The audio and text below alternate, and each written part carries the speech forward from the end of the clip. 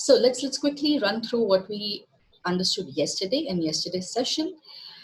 The basics of CBT. CBT is an umbrella term that we use for a lot of different cognitive therapies, CBT therapies, which include cognitive therapy, CT, CPT, cognitive processing therapy, DBT, and a lot more. So it's an umbrella term that we use for when we are talking about CBT. All right, a little bit of history up there. It was in the 1950s and initially 1940s when the World War II veterans were coming back and they were posing a lot of emotional problems. Most of the time it was related to PTSD.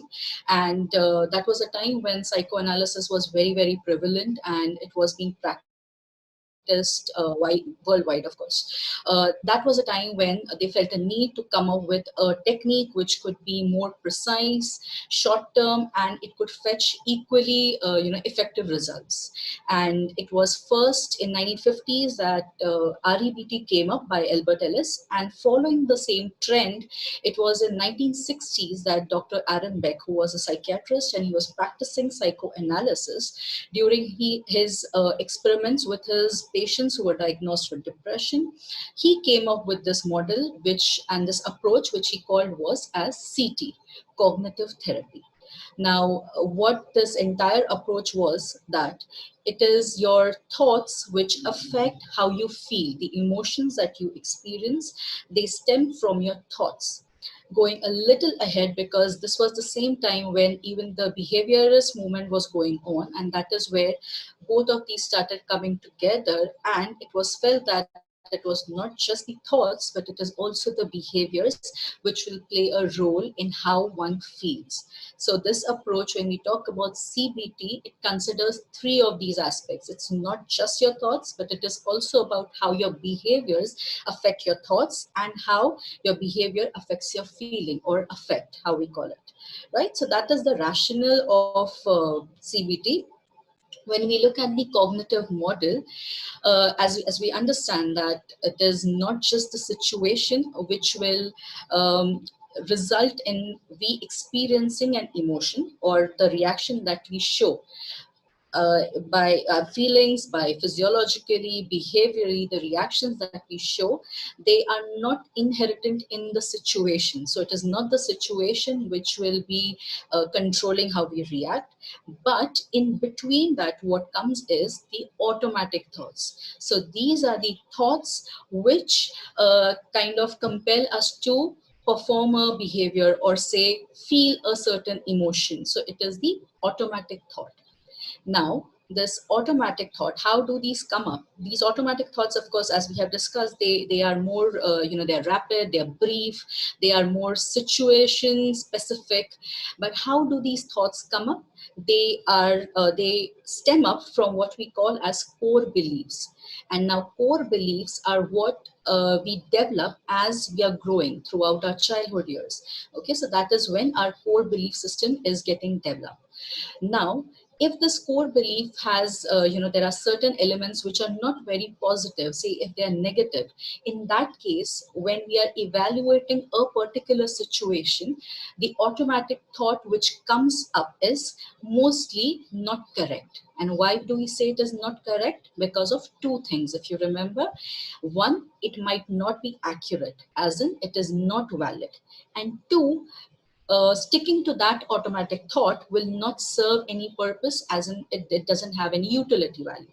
And that is how this automatic thought becomes automatic negative thought, what we also call as ANT.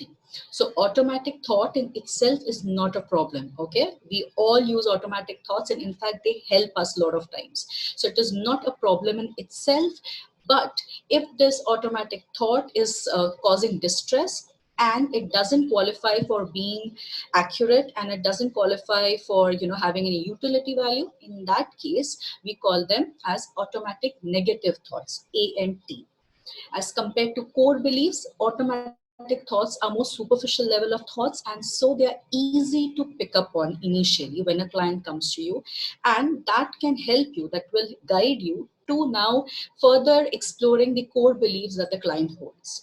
Also, as a practitioner, from my personal experience, this is something that I would want to share is never ever try to confront in the first couple of sessions, like say the first 2 sessions, never try to confront it to your client, even though you might figure that out, that this is the core belief, because there are high chances these clients might become defensive, they might put their guards up, and there is often there is a possibility of a dropout where they do not want to continue with you. Okay, so try being try to make them realize the automatic thoughts. That will be more convenient rather than asking them to reflect back on where is it coming from in the first session or so. So take it slow with them, but if they're even in the first 2 sessions, if they're able to understand automatic negative thoughts, they will be in a better position to now, further go down to understand where are these deeper level thoughts, that is the core belief coming from, or what are the core beliefs exactly like. All right.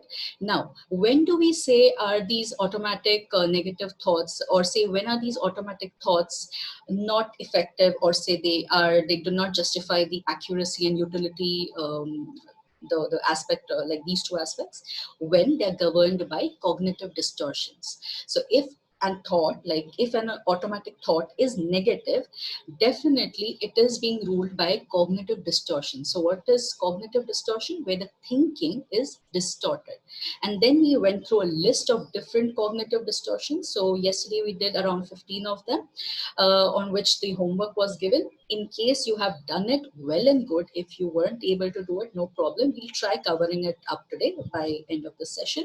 But the only reason why we try to understand cognitive distortions is to understand, how the automatic thought is actually becoming an automatic negative thought. That's it.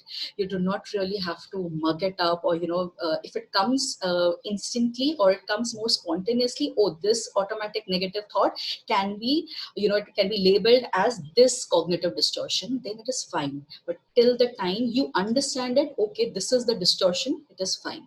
And a lot of time there's also an overlap because most of them seem almost similar. Okay.